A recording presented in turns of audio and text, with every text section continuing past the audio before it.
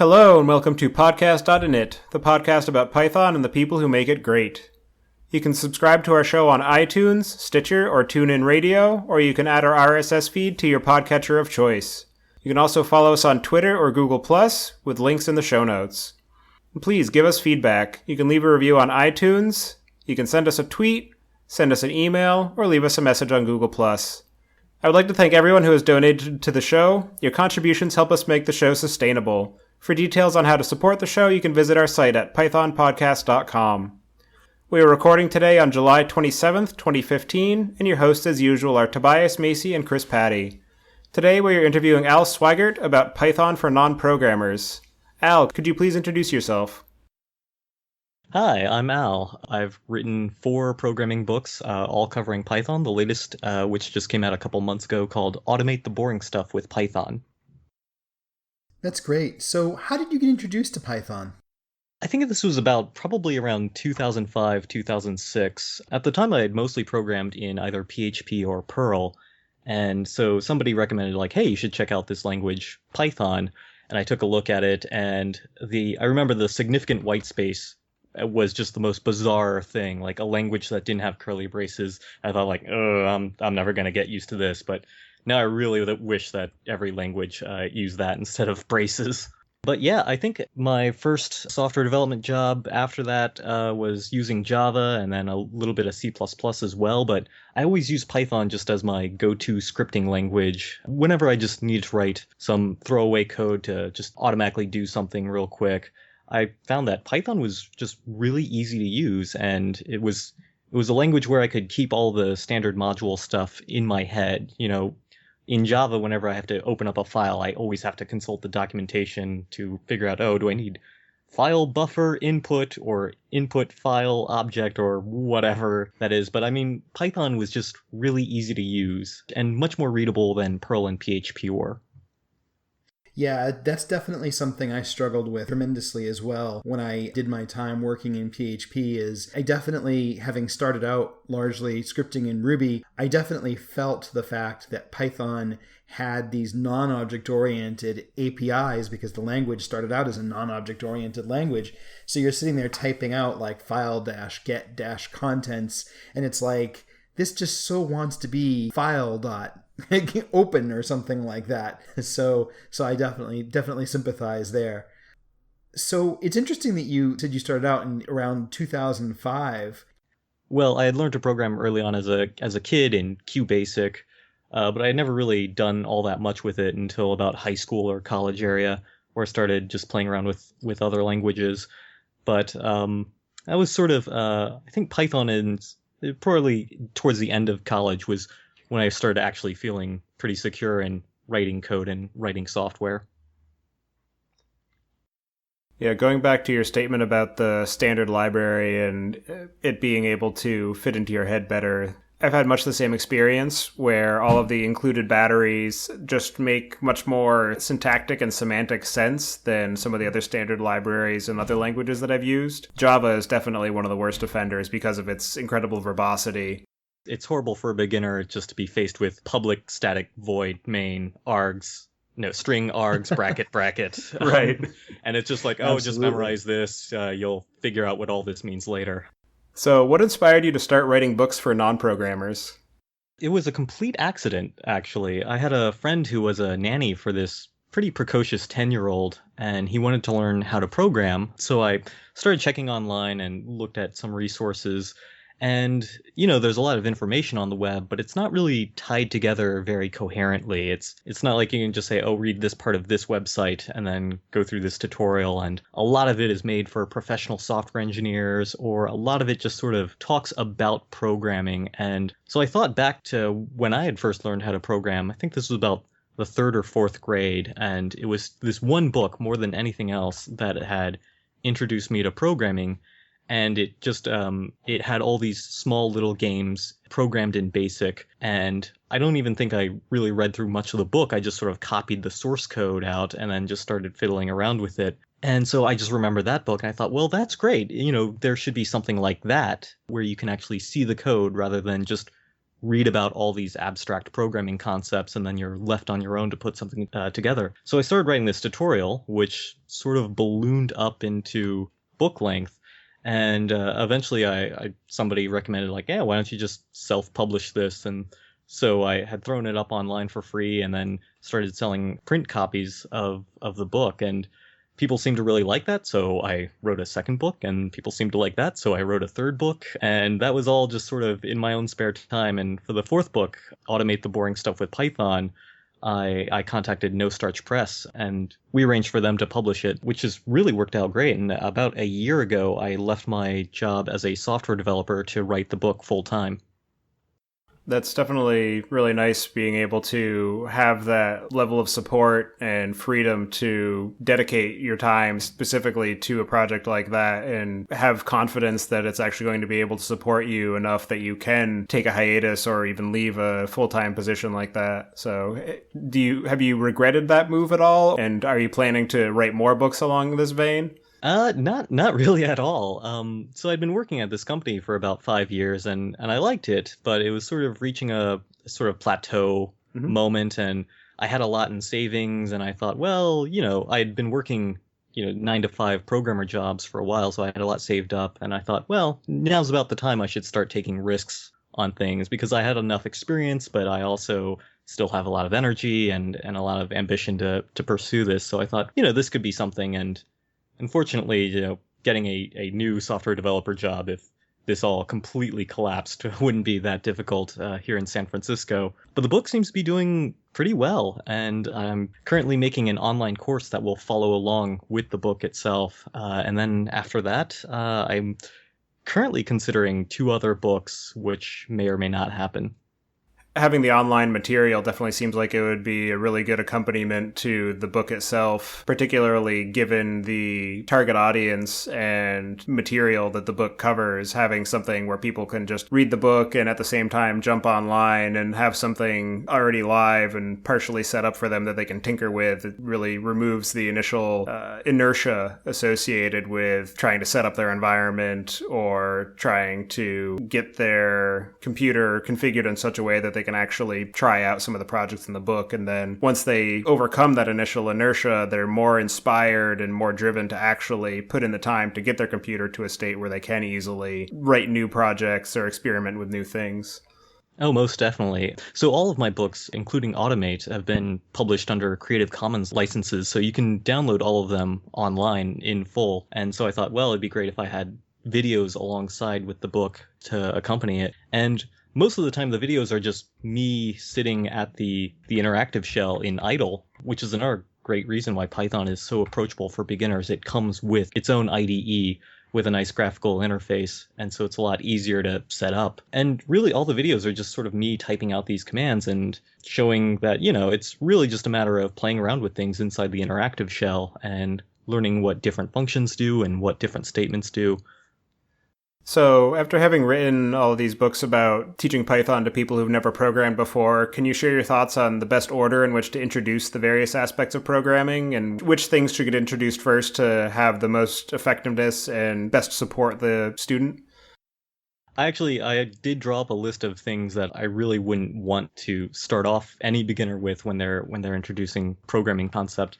I noticed that a lot of geek friends of mine who are software developers were really great at their jobs and at programming, but really terrible at explaining to complete beginners. So, they would immediately want to launch into things like object-oriented programming or recursion or just all these abstract ideas. And so I always say, if there's some concept that you're explaining that sounds like it would be in a job interview question for Google, then it's probably not something that people really need to know about. Just really starting off with basic concepts of these are variables and these are values, and you have loops and if else, and then you can call these functions, and then just sort of light dabbling of the standard library for whatever language you're talking about is really a great start. And then trying to actually create as much sample code for them to see, programs that are at most 30 or 50 lines long, and just so that they can see, we've taken all these concepts and now we're actually applying it. This is what it looks like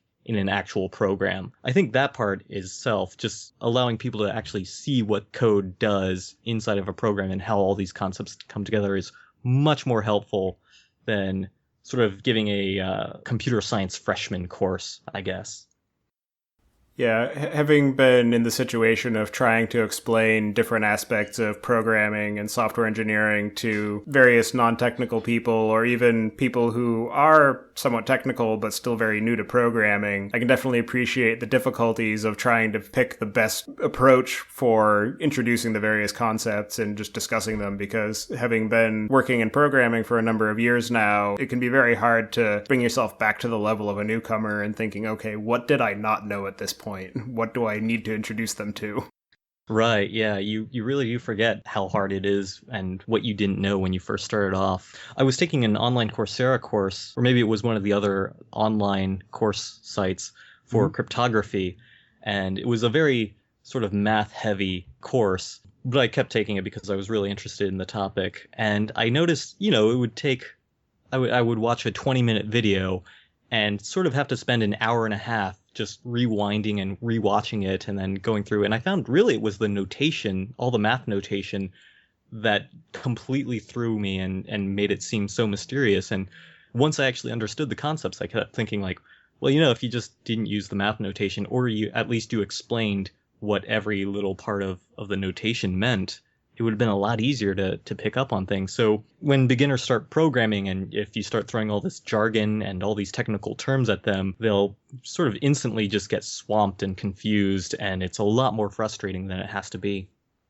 Yeah, definitely. And during our conversation with Alan Downey, he brought up a very good point about learning statistics and how all the mathematical notation can get in the way of that, and how he has found that by approaching it from more of a code and programming perspective, it becomes much easier to grasp the concepts that underlie all the different mathematics, and that from there it gives you a better launching off point to comprehend what the various symbols actually are once you understand what they're trying to represent.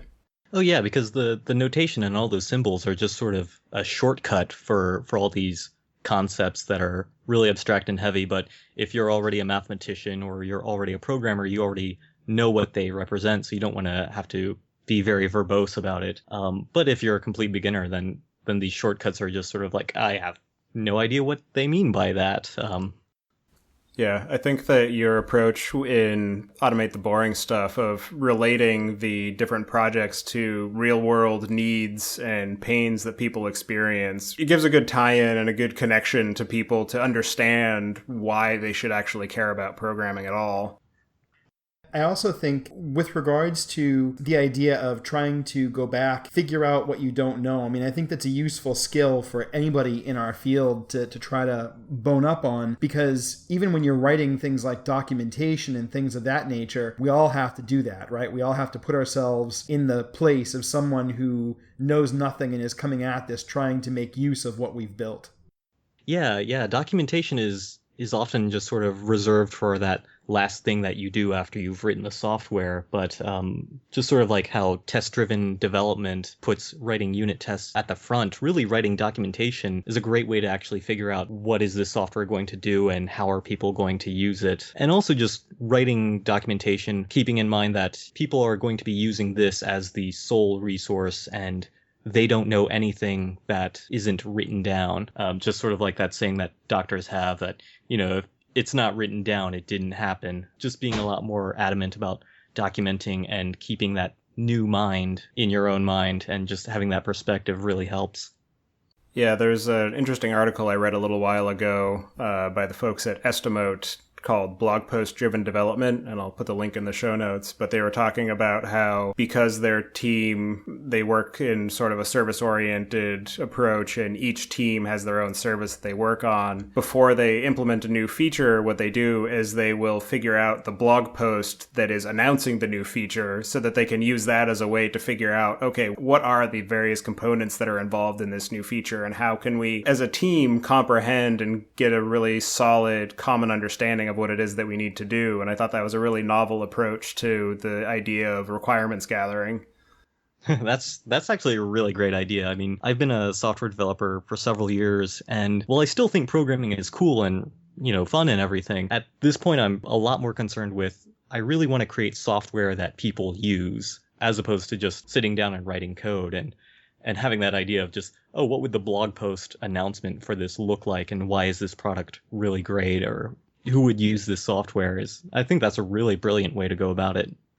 Absolutely. And I think that kind of mind hack, right, where you sort of force yourself to change your perspective, which is not an easy thing for human brains to do because we are giant context machines when push comes to shove, especially in our line of work. So that's definitely a great idea. So leading from your last mention of unit tests and test-driven development, I was wondering, where does software testing come in when teaching new coders how to program?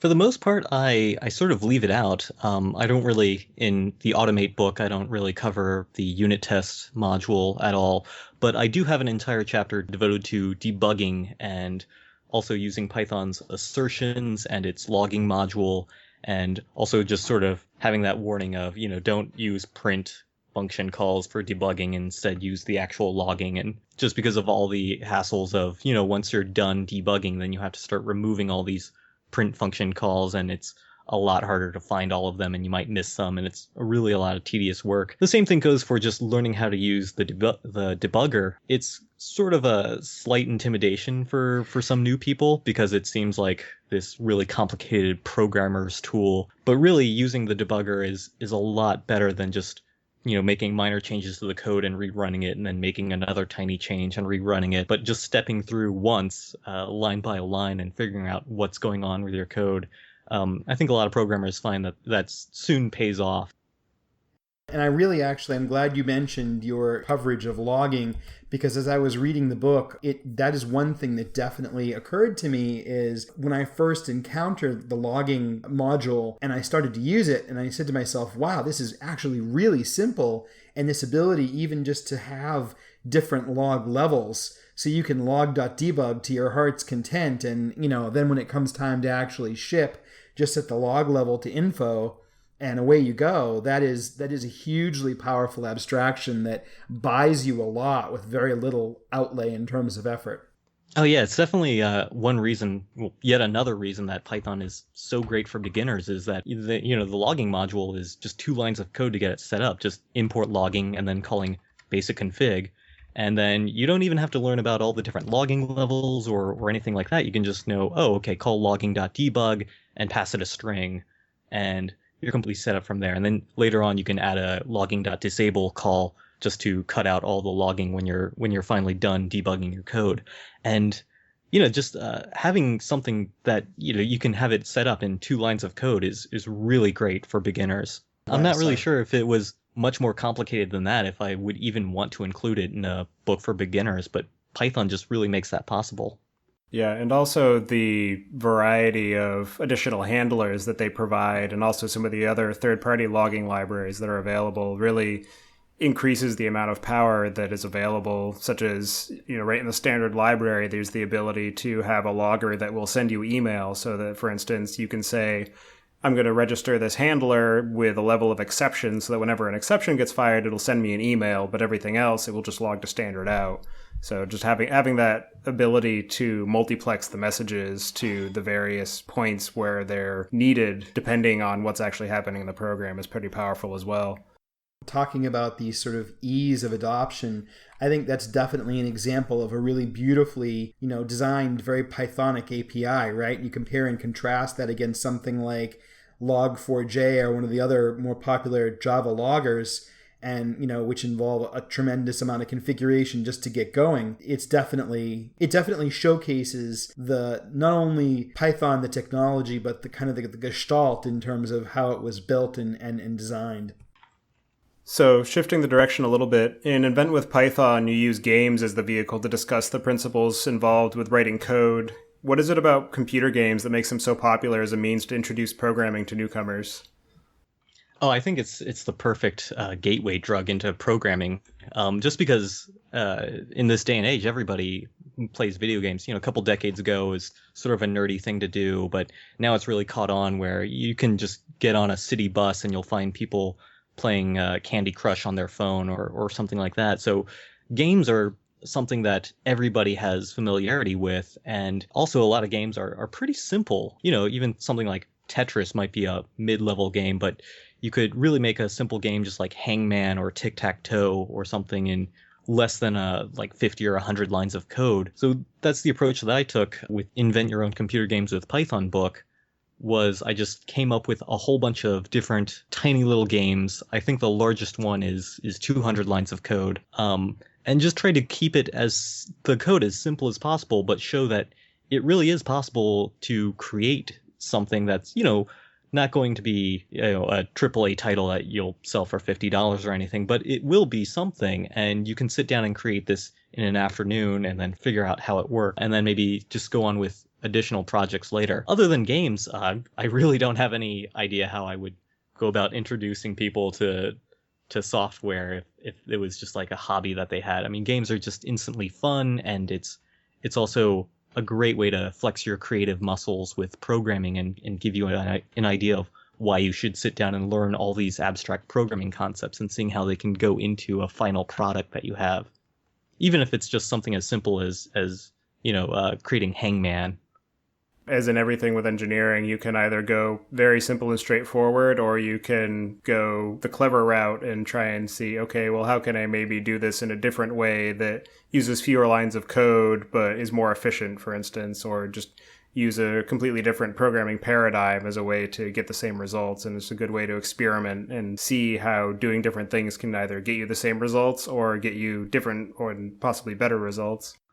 Oh yeah, definitely. And also, anybody could just start off with, calculating Fibonacci numbers or something like that. But I feel like using these game projects afterwards, you have something that's really simple, but you really take a certain pride in it because it's something that you created. Yeah, and I think, too, with games, particularly graphical games, it gives you something to show somebody else where you can say, hey, look at this thing that I built, whereas if you're just doing something that you're only interacting with a shell prompt, you show it to somebody else and they're like, yeah, I don't get it. But with a game, they have something they can say, oh, wow, I could actually use this. Yeah, definitely. In your Automate the Boring Stuff book, you focused on explaining how programming can be useful even if it's not someone's occupation. How did you determine which kinds of activities to focus on for the book? Well, originally I got the idea for the concept. I think it was at some Python meetup, and I was talking to somebody who said that they weren't a software developer. They just worked in an office, and part of their job was to go to the Yahoo Finance webpage and then copy and paste some numbers and then paste that into an Excel spreadsheet. And this would take up about 2 hours of their morning, and they would have to do this every day. And eventually they just taught themselves enough Python and all these different modules to just write a script to do that. And now I don't think they actually told anybody else that they had this script now doing their job for them. They just started taking an extra long lunch every day. But so that started making me think, there's a lot of office jobs where using a PC or a laptop or whatever is the central tool that you have. And a lot of times this involves just checking emails or going through a lot of PDFs or updating spreadsheets or visiting websites. And there's a lot of tasks that I would hear from my friends who would say, today at the office I spent 5 hours going through these 2,000 PDFs and I'm still not done. And this is this really irritating task that I have to do. And I'm thinking, well, actually, if you know a little bit of programming, you can write some small script that will just automate this task for you. And these are tasks that, you won't find any professional software made for because they're so particular to some workflow for your organization or your department. But really, I mean, what you just need is like a small shell script or something like that. And so I thought, well, Python's a really great language for beginners.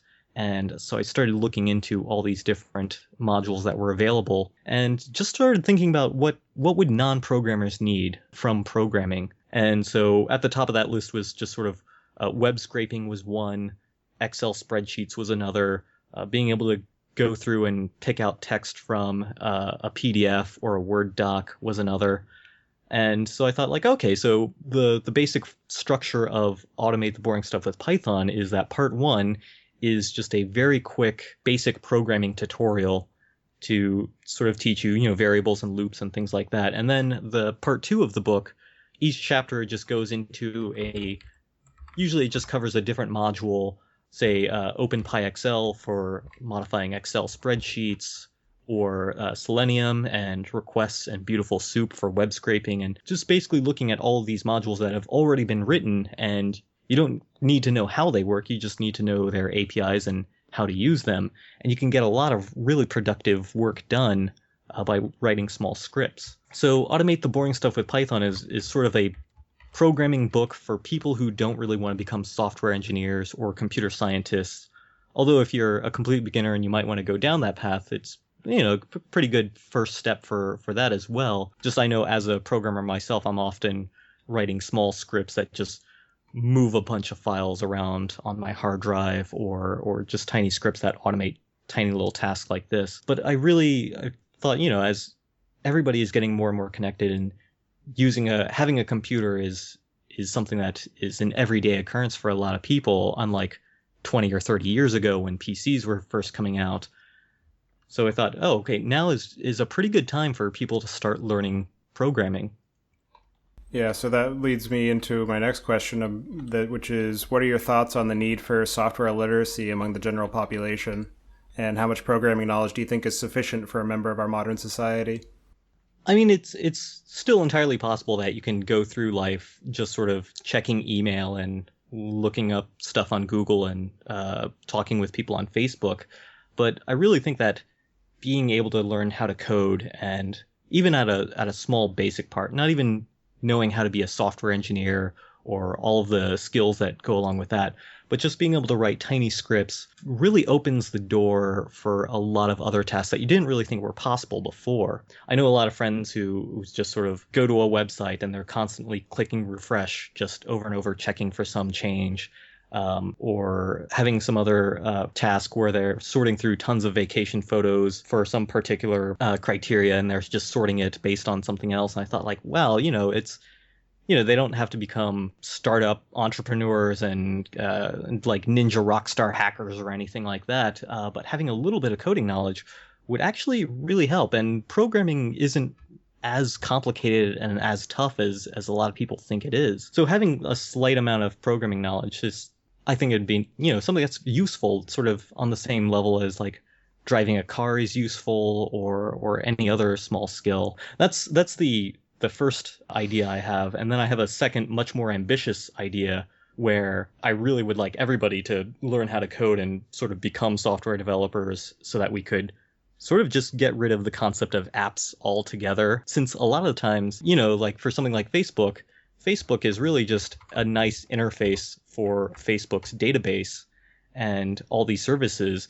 And while we wouldn't completely replace apps with APIs, and you wouldn't want to reinvent the Facebook app, there's a lot of times when you would have some idea of like, it'd be great if I could grab this information from Facebook and then grab this information from other services and create these new tools and new ways of communicating with other people. So being able to go from this sort of walled off garden where a lot of sites just never open up their APIs to the public, if we had enough people with programming skill where it seems completely like the obvious thing to do once you start launching your new website or your new web app, and just having an API so that not only can humans with web browsers interact with them, but also humans with Python interactive shell or just small programs can also interact with them.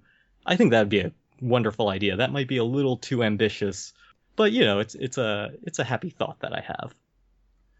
Yeah, and also even just having an understanding of the different elements that are involved in programming can be very useful. Even if somebody doesn't actually know how to write a program, just understanding some of the concepts behind the programs that they use every day can really give them a greater appreciation for how it functions and why it functions in a given way and what the limitations might be. Because I know that a lot of times people will think, you could do all these magical things with software, so, well, why can't it do this one little thing that I want it to do? And having a better understanding of, the data structures and just some of the processes involved will give them a greater understanding and appreciation for the amount of work that actually is involved in creating these things that they use every day, and why this little feature that they want might not be as little as they think it is. Oh yeah, definitely. There's an XKCD comic about this, just like there's an XKCD comic about everything. But there's an XKCD comic where like project manager is talking with a software developer and saying like, okay, we want this phone app to determine if they're in a state park, and the software developer says like, okay, yeah, that's fine. We'll just take GPS coordinates and then we'll have a map and we just do some geometry, and that's really easy. I can have that done in an afternoon. And then the project manager says, oh, we'd also like them to be able to take a picture of a bird and have the app identify what species of bird that is. And the software developer just says, I'll need $20 million and a team of 5 scientists for 8 years to do that. So just having an idea of what's possible with programming and what's still sort of in the realm of science fiction or just super sophistication would be a good thing to have an awareness of in general. I just wanted to say one thing real quick about your dream of people being able to write little programs that do what they need and even ideally expose them as web APIs. I feel like the tools are making that easier and easier. Things like Eve and, all these really great client-side tools for testing REST APIs. I feel like the infrastructure, there was this kind of revolution a few years ago where everybody just kind of all up at once said, XML RPC and SOAP are okay, but REST is really what we want to use. And I feel like the infrastructure has been building ever since, and it's getting easier and easier all the time to both create and consume REST APIs. So I think we may be actually closer and closer to achieving that dream every day. Oh, certainly. And also, if you just go back 200 years, the idea of regular literacy, just being able to read and write for everybody, seemed like a pretty far-fetched concept. But today, in developed nations, you have 99 or 100% literacy rates. So, the idea of everybody learning to code might not be that far-fetched. Although I probably shouldn't try to predict the future. I remember in 1999 or something like that, I heard that everybody in Japan had a cell phone that also had a camera on it, and I thought, why would you want a camera on your cell phone? Why would you want your cell phone to do anything other than make calls? And now people don't even use it for that. Right. Exactly. Although it seems like your skepticism might have been a little bit prescient, because now people are saying, gee, was it really such a good idea that my cell phone now has a camera on it? Right, because now how do I know when it's on when I don't want it to be? Oh, yes, and I've done this for a while now, but I actually have a little piece of black electrical tape over the webcam that's built into my laptop, and I thought I was being a bit paranoid, and then Snowden happened, so now I kind of feel like, maybe I'm not being that paranoid about that. Not at all. Especially since now there's, honest to God, NSA aside, there are documented cases of malware authors activating the webcams of their targets. So it's definitely a thing. I mean, it is not in the realm of tinfoil hat paranoia anymore. It's been proven. There was also a story not too long ago about a school district who provided laptops to their students, and one of the administrators for those laptops was remotely activating the cameras so that they could spy on students in their homes. There was a student who was called in because it looked like they were taking drugs, and that then came up with the obvious question of, well, how did you know this? And it's like, well, we saw them taking pills on their webcam at home, which then leads to all sorts of questions. But certainly just privacy issues and the fact that we're putting so much of our life online. Our phones can effectively be GPS tracking devices that we dutifully carry around with us, and whenever their battery gets low, we just recharge it for whoever would have malware running on them. So it's something to definitely be aware of. So along the same vein of security and privacy, you also wrote a book about using Python to decrypt and crack simple ciphers as a means to learn about code. What was the inspiration for that approach to software education? So in the Invent Your Own Computer Games with Python book, I had one program that was this really simple Caesar cipher program. And I thought, wow, there's actually a lot more you could do with that, and just writing code that could break those ciphers. So eventually I just piled all of that content into a separate book. And I had noticed that there were a lot of books on cryptography and a lot of books on cryptography for kids, but not necessarily a lot of books about breaking crypto. And when I say that, I mean these are all classical ciphers from before World War II, where most of the time it didn't even matter if you encrypted your message because a lot of people weren't literate anyway. But for things like Caesar cipher or the Vigenère cipher from the, I think, 16th century up to the 19th century, these are things now that anybody with a laptop could actually crack because the numbers, the amount of number crunching you have to do isn't really that astronomical anymore for anybody with a computer. So I thought it'd be great if there was a book about not just cryptography and not just about code breaking, but also a book that showed you how to write programs to do the code breaking for you. And it turned out to be enough content to fill about, I think, 400 pages of book, and just going through all these various ciphers throughout history, and then having a follow-up chapter of like, and here's how to write a program that can go through and do a bunch of number crunching and break these ciphers. So I thought that would be a lot of fun. So that's where hacking secret ciphers with Python came about. So switching gears again a little bit, in episode 7 of our podcast, we talked with Jacob Kaplan-Moss of the Django project about how we define what a programmer is. Can you share your opinions on what separates someone who can understand code from someone who is a programmer?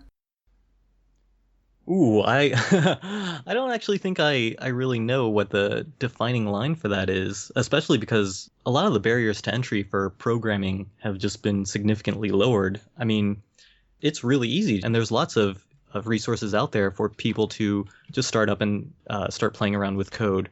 Certainly, if you get a job as a software developer, you can say, I am a programmer. But at the same time, there's a lot of people who aren't getting jobs as software engineers. Maybe they're research scientists or statisticians or people who are writing code and writing programs, but they don't necessarily think of themselves as programmers. Actually, I think Jacob himself talked about a story where he was talking with somebody who had written this elaborate software system to do a bunch of work in her lab, but she still didn't really consider herself a programmer. So, I mean, along with just lowering the barriers to entry to programming, I think the definition for programmer is getting a lot wider. I feel like certainly if you write any sort of software configuration that can make some sort of intelligent decision, like some sort of if-else decision-making process, and just knowing how to take the behavior you want and transcribing that into code or instructions that the computer can understand, I'd go ahead and say that, yeah, at that point, you're definitely a programmer. Is there anything that we didn't ask you about that you think we should have, or anything that you want to add before we move on to the picks? Oh, yeah. So earlier I mentioned that all my books are available under Creative Commons licenses for free to download. So the Automate the Boring Stuff with Python book is available at automatetheboringstuff.com, and my other books are available at inventwithpython.com. That's great. That's a really good movement that I've seen lately of people having a print book that you can purchase and then also making an online version available for free, just as a way to make knowledge more accessible for people who are interested in it. And Alan Downey, who we spoke with a few episodes ago, had the same approach and talked about how he was very surprised and taken aback at some of the different ways that people made use of the content that he produced and translated it into different languages, both computer and spoken. So having those books available through Creative Commons just is a really great thing to do. So releasing these books under Creative Commons has also made financial sense as well as just sort of being a nice, making them freely available gesture. Because I really feel like if I had self-published my first few books and just only had them available as for-pay print books, they would have just sat on Amazon's website completely unused and nobody would have really heard of them. So actually having people be able to read them online, I'm still surprised that a lot of people were buying the print books just because they still want a print book to have in their hands. And really, for the most part, I'm not really concerned with pirating these books or, people just copying these books without sort of any financial service to me, because it's really great word of mouth. And really, I feel like these days when you can get a web host with several gigabytes of bandwidth every month, just more than you could possibly use. And, you can get that for about $9 a month or something like that, I think is what I pay for my web host, and just make this resource available to thousands and thousands of people. That's such a powerful tool for education and making information available that I really didn't want to have a sort of paywall closing people off from that. Absolutely. And I also feel like there's another advantage to that in the sense that it also means that because you're making those books freely available, they're going to be around on the web essentially forever. You know, when you think of people making cached copies and them being in other sort of like collections of free books and things, I think it means that you sort of kill the whole implicit black market in pirated versions of books. As a great example of that, there are some books that I think are absolutely fantastic. Like, I think it might be The Little Schemer or The Little Lisper or one of those guys, and you can't get an ebook version of it. Maybe I'm picking the wrong one, but I know it's a Sussman book. And these are like computer science classics that everybody should read. And when I contacted the publisher and said, hey, guys, would you consider making this available? Because I think these are classics and I'd be delighted to pay for them. Like, please consider this. And the publisher is basically sitting on it because they don't feel like it would sell enough copies to warrant it. And that's just a really sad thing to me, to see great works of literature, of technical literature like that, just be moldering away in some publisher's archives when pirated, PDF scans of the paper book are floating around the internet. It's just a shame. And this totally cuts that off, nips that in the bud right away. Oh, yes, definitely. I think with that, we will move on to the picks. So my first pick for today is a Python library called Logbook by Armin Ronacher, the author of Flask. And it's just a really great third-party logging module that has a lot of extra niceties and makes it really easy to maintain context throughout an application. So for instance, I'm using it in a Flask application, and I have a before request hook that will populate the context of the log with a unique request ID and the browser and browser version and remote address of the person who is visiting the website, as a way to tie together all the subsequent log messages that happen throughout the various other modules within the app. And it just makes it really easy to get that up and running. My next pick is the Emacs Psychotherapist. If you type MetaX Doctor into Emacs, it's just a really humorous and entertaining interactive prompt where it will just keep asking you psychoanalyst questions no matter what your responses are, and so you can just kind of play with it for a while and take an amusing break from whatever you happen to be doing at the time. So definitely worth taking a look at and playing around with. My next pick is the movie Ex Machina. So along the same lines of Chappie, which I picked in the last episode, Ex Machina is another movie addressing the concept of artificial intelligence and what happens when we actually achieve a fully self-aware and functional artificial intelligence in a robotic body. And this takes a very different approach than Chappie does. More of the idea of how do we evaluate true consciousness and true self-awareness through the guise of a Turing test. And it's just very well done movie, very cerebral and very thought-provoking, so definitely worth a watch. And my last pick is somewhat along the veins of what you were saying, Al, earlier about everything having an API and being accessible and people writing their own programs to get the information they want out of the various systems that we use, is a book called Mining the Social Web. And it's exactly what it sounds like. It's just a book about how to interact with the various APIs for places like Twitter, Google+, LinkedIn, and extract meaning and useful information from them and perform different analyses to get to the answers that you're looking for. So definitely another book that's worth a read. And with that, I will let you take it away, Chris. Cool beans. So my first pick is a screencast. Screencasts have to be really good in order for me to invest the time in them. Not because there's anything wrong with screencasts, they're great, but because for me, podcasts I can listen to while I'm working out or commuting or doing any number of things. But screencasts have to have my undivided attention.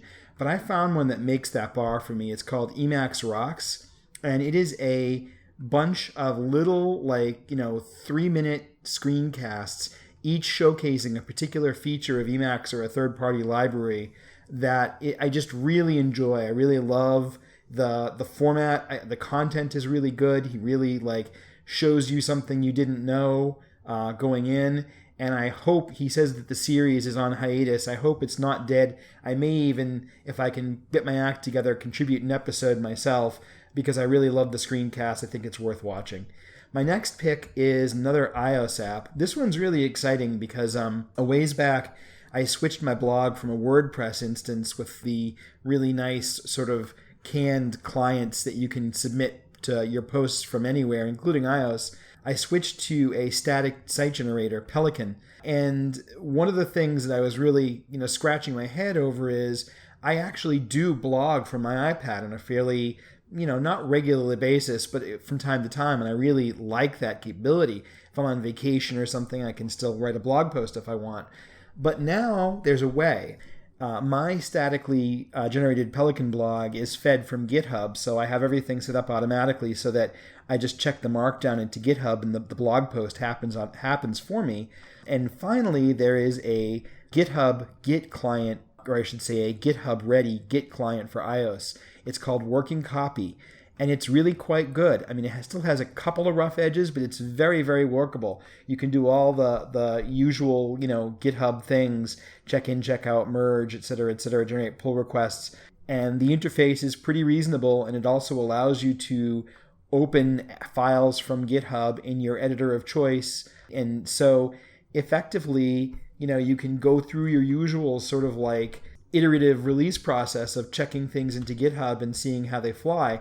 It's really, for a first effort and for something that to me was a huge gap in the iOS ecosystem, I think the folks who built this app deserve some kudos because it's really very, very well done. My next pick is something that a lot of people may have already used and already know about, but I really enjoy it so much I feel like it's worth mentioning, and that's Feedly. I use this all the time because I obviously, running the podcast and just from my general tech knowledge, I like to keep track of a number of, blogs and things of that nature, websites.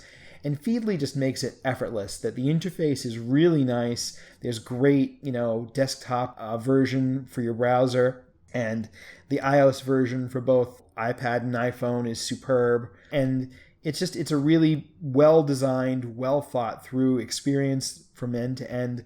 I started using it when the much bemoaned Google Reader went away, and honestly, as far as I'm concerned, I don't miss Reader a bit. Feedly is superb. My last pick is Tom Collins. This is one of those drinks that a lot of people order, but I find that a lot of bars get wrong, and so I would encourage you to either make your own. I found a recipe that I like, which I linked to in the show notes, and or go to a really good bar that really knows how to make one and uses Old Tom sweet gin as opposed to the regular dry gin when you're making them. So yeah, I think it can be it's a citrusy sort of great summertime drink, not overly heavy. It's a really good refreshing drink, and I recommend it. And that's it for me. Al, what do you have for us for picks? So my first pick is PyCon, which is the Python programming languages conference that they have annually. Python has a really great and supportive community, and PyCon is a great way just to meet new people in that community. But what really struck me about PyCon is that it wasn't just Python software engineers, but software engineers who had more experience with other languages and were just sort of checking out this Python thing.